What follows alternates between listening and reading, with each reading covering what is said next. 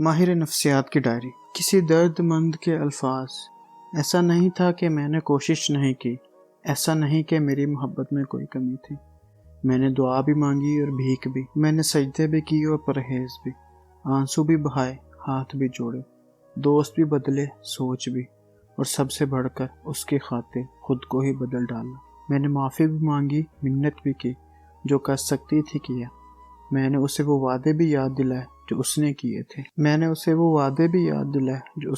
تھے، مگر جس کو جانا ہوتا ہے وہ جاتا ہے۔ لفظوں کی لاج کہاں رکھتا ہے؟ یہ منت، یہ سماجت، یہ دعائیں، یہ بھیک، سب بیکار جاتی ہیں۔ میں نے تو محبت بھی اتنی خاموشی سے کی تھی کہ میری خاموشی نے شور مچا دیا تھا۔ آج اس مقام پر ہوں، نہ اس کی طلب ہے نہ جینے کی تمنا۔ مجھے آج بھی یاد ہے وہ ایک جملہ جو جدائی کی وجہ ہے۔ آج کے دور میں ایسی محبت کون کرتا ہے؟ احتیاط لڑکیوں کو کرنی چاہیے، احتیاط لڑکیوں کو کرنی چاہیے۔ نقصان لڑکیوں کا ہوتا ہے، لڑکوں کے لیے تو یہی کافی ہے کہ ایک لڑکی ان سے باتیں کرتی ہے۔ احتیاط لڑکیوں کو کرنی چاہیے، نقصان لڑکیوں کا ہوتا ہے۔ میرے گھر والے نہیں مان رہے کہنے کے بعد لڑکا دوستوں کے ساتھ باہر نکل جاتا ہے، کھمبے پر کھڑا ہو کر آتے جاتے چہرے دیکھ کر دل بہلا لیتا ہے، مسجد میں مولوی صاحب سے والدین کے حقوق پر درس سن کر سکون میں آ جاتا ہے۔ احتیاط لڑکیوں کو کرنی چاہیے، نقصان لڑکیوں کا ہوتا ہے۔ لڑکیاں جس سے بھی جڑ جائیں جدا ہوتے روتی ہیں، کندھا تو دور کی بات، رونے کے لیے انہیں جگہ بھی نہیں ملتی۔ کوئی دم، کوئی درس ان پر جلدی اثر نہیں کرتا۔ احتیاط لڑکیوں کو کرنی چاہیے، نقصان لڑکیوں کا ہوتا ہے۔ اندر کا دھیان کیسے رکھیں؟ بالکل ویسے ہی جیسے باہر کا دھیان رکھنا سیکھا ہے، جیسے بال بنانا، برش کرنا، نہانا، نت نئے کپڑے پہننا، حتیٰ کہ سیدھی جرابیں تک پہننا سیکھا۔ بس باہر کو ہی سجانا سیکھ لینے سے انسان کہاں مکمل ہوتا؟ اندر کی سجاوٹ ہی تو زندگی سنورتی ہے۔ کچھ لوگ بولتے ہیں تو باتوں سے بدبو آتی ہے، لفظوں کا صحیح استعمال بھی نہیں سیکھ سکتے۔ اسی طرح کچھ لوگ تمام عمر چابیاں جیب میں ہوتے ہوئے جذبوں کی جیل میں قید رہتے ہیں۔ خالی منہ کو ملنا ہی نہیں، بہت کچھ سیکھنا پڑتا ہے۔ محبت کرنا، نفرت نہ کرنا، بدلہ نہ لینا، معاف کر دینا، سب کچھ سیکھنے سے آتا ہے۔ اندر کا دھیان رکھنے کے چند طریقے۔ اپنے لیے وقت نکالیں، اپنے ساتھ وقت گزاریں، مکمل نیند لیں۔ نیند کا پرسکون زندگی سے بہت گہرا تعلق ہے۔ نیند پوری نہ ہونے کے بے شمار نقصانات ہیں۔ باقاعدگی سے مراقبہ کریں، چاہے وہ 15 سے 20 منٹ تک ہی کیوں نہ ہو۔ ہفتے میں کم از کم 3 بار اکیلے واک کریں۔ کوشش کریں کہ واک کرتے وقت میوزک سننے کے بجائے اپنی سوچوں کی سنیں۔ ایسا کرنا خود کو سمجھنے اور حال میں رہنے میں مدد دیتا ہے۔ جوگنگ کریں، ورزش کریں، اگر ہو سکے تو جم جوائن کریں۔ جدید ریسرچ کے مطابق روزانہ معمولی سی ورزش ڈپریشن کی دوائی سے زیادہ اثر رکھتی ہے۔ پریشان اور خالی فکر کرنے والے لوگوں سے پرہیز کریں۔ برے تعلقات سے تنہائی بہتر ہے، مگر کوشش کریں تنہا نہ رہیں۔ اچھے اور مخلص دوست تلاش کریں اور ان کے ساتھ وقت گزاریں، یا ہم خیال لوگوں کے ساتھ وقت گزاریں۔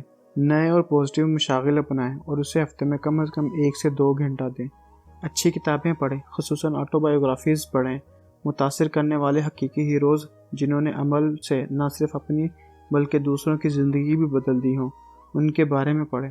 اپنی نعمتوں کی لسٹ بنائیں اور اسے بار بار پڑھیں۔ کچھ نیا سیکھیں۔ آپ کو شاید اندازہ نہ ہو، مگر جدید ریسرچ کے مطابق کچھ نیا سیکھنے سے انسان مضبوط ہوتا ہے اور خوش رہتا ہے۔ صبح و شام پازیٹیو اور حوصلہ دینے والے جملے دہرائیں۔ اسٹاپ ڈوئنگ لسٹ، یعنی ایسے کام جو آپ کو نہیں کرنے چاہیے کی لسٹ بنا کر اس پر عمل کریں۔ برے تعلقات سے بچیں، بے معنی، بے منزل، تکلیف دہ تعلقات سے باہر نکل آئیں۔ برائیوں سے بھری ماں۔ میری ماں بے شمار برائیاں ہیں، مگر اگر یوں کہا جائے کہ وہ برائیوں سے بھری ہے، پھر بھی بات ٹھیک ہی ہوگی۔ جتنی برائیاں میں نے اپنی ماں میں دیکھی، شاید ہی کسی اور میں اتنی برائیاں دیکھی ہوں۔ میری ماں کی سب سے بڑی برائی یہ ہے کہ ان میں سیلف کیئر یعنی اپنا خیال رکھنے نام کی کوئی چیز موجود نہیں ہے۔ ہر وقت دوسروں کی فکر، اپنے بچوں کی فکر تو ہر ماں ہی کرتی ہے، انہیں دنیا بھر کے بچوں کی فکر لگی رہتی ہے۔ دوسروں کا درد دیکھ کر اپنا بھول جاتی ہیں، کسی کا درد دیکھ لیں تو دوڑی پھرتی ہیں کہ ایسا کیا کیا جائے کہ اس کا درد دور ہو۔ خدا نہ خواستہ کبھی دوائی کی ضرورت پڑے تو دوائی انہیں گھر لا کر دینا پڑتی ہے، کیونکہ اگر کبھی غلطی سے خود دوائی لینے چلی جائیں تو جتنے بھی پیسے پاس ہوں ان پیسوں کی دوائیاں دوسروں کو لے کر دیتی ہیں۔ سردیوں میں وہ جلدی سو جاتی ہیں، لڑکپن میں اکثر رات کو لیٹ ہو جاتا ہوں۔ وہ سردیوں کی ہی ایک رات تھی جب میں لیٹ ہو گیا تو مین گیٹ کے باہر پڑے گملے کے نیچے رکھے چور چابی سے گھر میں داخل ہو کر چپکے سے اپنے کمرے میں جانے لگا تو وہ اپنے کمرے میں سے جس کی لائٹ بند اور دروازہ کھلا تھا بڑے پیار سے پوچھنے لگی، بڑے تو آ گیا ہے؟ بھوک ہو تو کھانا کھا کر سونا، بھوکا پیٹ بد دعائیں دیتا ہے۔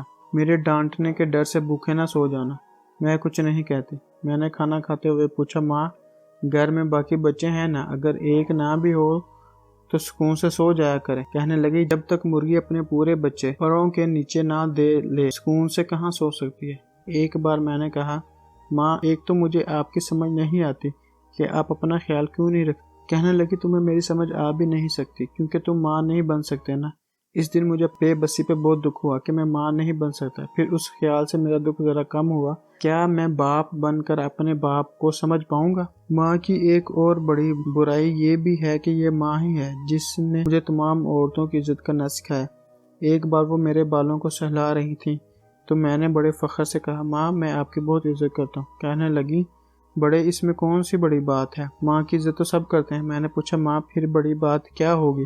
کہنے لگی، جب تم سب عورتوں کی عزت کرو گے تب بڑی بات ہوگی، تب تم میرے بیٹے بنو گے۔ میں نے کہا، ماں آپ کا بیٹا بننا کتنا مشکل ہے، سب عورتوں کی عزت کرنا پڑے گی۔ کہنے لگی، تمہارے پیدا ہونے سے پہلے ڈاکٹروں نے مجھے پرہیز لکھ دیا تھا، بڑے پرہیز کے بعد کتنی مشکل سے تم پیدا ہوئے تھے۔ ماں کو تو اتنی مشکل میں ڈال کر پیدا ہونے کے بعد اگر تم صرف اپنی ماں بہن کی عزت کرو گے تو مجھے بہت افسوس ہوگا کہ میں نے اتنی مشکل سے کسے پیدا کیا۔ میری پہلی کتاب اب نارمل کی ڈائری آئی تو بات کے دوران بار بار اپنی چادر ٹھیک کرنے والی میری ماں کہنے لگی، ہائے بڑے تیرا بھلا ہو، تو نے بہن کا نام کتاب میں لکھ دیا۔ ساری کتاب پڑھتے ہوئے میرے ہاتھ کانپتے رہے کہ کہیں میرا نام ہی لکھا ہوا نہ آ جائے۔ شکر ہے میرا نام نہیں لکھ دیا، کہیں میرا نام لکھ دیتا تو میرا کیا بنتا، نامحرم میرا نام پڑھتے۔ میں نے کہا، ماں فکر نہ کریں، آپ کا بڑا کچھ ایسا ضرور بڑا کرے گا کہ پورے پاکستان میں آپ کے نام کے فلاحی ادارے چلیں گے، آپ مادر پاکستان بن جائیں گے، پھر آپ کسی کے لیے نامحرم نہیں رہیں گے انشاءاللہ۔ لو انالیسس۔ پچھلے دنوں ایک امیر اور خوبصورت لڑکی مجھے میکڈونلڈ میں ملنے آئی۔ اس کا 5 سال پرانا تعلق تازہ ٹوٹا تھا، وہ تباہ کن تکلیف میں تھی۔ کہنے لگی، سر میرا لو انالیسس کریں اور مجھے بتائیں کہ میری 5 سال کی محبت کا اس پر کچھ تو اثر ہوا ہوگا۔ میں اسے تہجد میں مانگتی رہی ہوں، آپ ماہر ہیں، مشورہ دیں مجھے کہ مجھے سکون ملے۔ جب میں نے لو انالیسس کیا تو پتہ چلا کہ وہ لڑکا نہیں گاربیج تھا، تو میں نے اسے سمجھایا کہ کوڑے کو 5 سال چاہیں یا 50 سال وہ کوڑا ہی رہتا ہے۔ سجدہ شکر کریں کہ آپ کا پروردگار آپ سے محبت کرتا ہے اور اس نے آپ کو تہجد کے سجدوں میں مانگنے پر بھی کوڑا نہیں دیا، ورنہ وہ اپنے در سے کسی کو خالی ہاتھ جانے نہیں دیتا، مانگنے والوں کو محروم نہیں رکھتا، ان کی جولی موتیوں سے بھر دیتا ہے۔ کچھ لوگوں نے میرا لڑکے کو کوڑا کہنے پر پوچھا کہ میں نے اس لڑکے کو کوڑا کیوں کہا؟ جس کے اندر گند بھرا ہو، وہ لڑکیوں کو صرف جسم سمجھتا ہو، اسے کوڑا نہیں تو کیا کہیں گے؟ لڑکیاں صرف جسم ہی نہیں ہوتی، ان میں بھی جذبات ہوتے ہیں۔ لو انالیسس کیا ہوتا ہے؟ آپ نے محسوس کیا ہوگا کبھی کبھی ہمارا کسی سے تعلق مسئلہ سا بن جاتا ہے اور ہمیں سمجھ آنا بند ہو جاتی ہے کہ یہ سب کیا ہو رہا ہے، مسئلہ کہاں ہے، مجھ میں یا اس میں، ہم ایک دوسرے کے لیے بہتر بھی ہیں یا نہیں، ہمارے تعلق کا مستقبل کیا ہوگا، ہم کہیں اپنی زندگی کسی بیکار کے ساتھ برباد تو نہیں کر رہے، بنے ہوئے تعلق کو بہتر کیسے کیا جا سکتا ہے، بریک اپ کرنا بہتر ہے یا بہتری کا انتظار کریں؟ اتنے سارے سوالوں اور کنفیوژنز میں انسان چاہتا ہے کسی ماہر سے مشورہ کرے، کوئی ہو جو اس الجھن کو سلجھائے، اسے سمجھائے، اس کی مدد کرے، جو اس کی بات کو صحیح طور پر سمجھ سکے، جس سے وہ کھل کر بات کر سکے۔ لو یا ریلیشن انالیسس اس مدد کا نام ہے جو اس سارے مسئلے کو سمجھنے حل کرنے میں دی جاتی ہے۔ لو انالیسس کیسے کیا جاتا ہے؟ کچھ لوگوں کا خیال ہے کہ ماہر صرف یک طرفہ بات سن کر مشورہ دیتا ہے، حالانکہ ایسا نہیں ہے۔ لو انالیسس میں محبت یا تعلق کی ہسٹری لی جاتی ہے، جس سے تعلق ہو اس کے ظاہری رویے کو دیکھا جاتا ہے، اس کی شخصیت کو سمجھنے کی کوشش کی جاتی ہے، سوال جواب کے طریقہ سے تفصیل لی جاتی ہے، پھر جا کر کہیں ماہر اسے اپنے تجربے کی روشنی میں جانچ کر مشورہ دیتا ہے۔ لو انالیسس کہاں کیا جاتا ہے؟ لو انالیسس کے لیے کسی کلینکل سیٹنگ کی ضرورت نہیں پڑتی، یہ کہیں بھی حتیٰ کہ فون پر بھی کیا جا سکتا ہے۔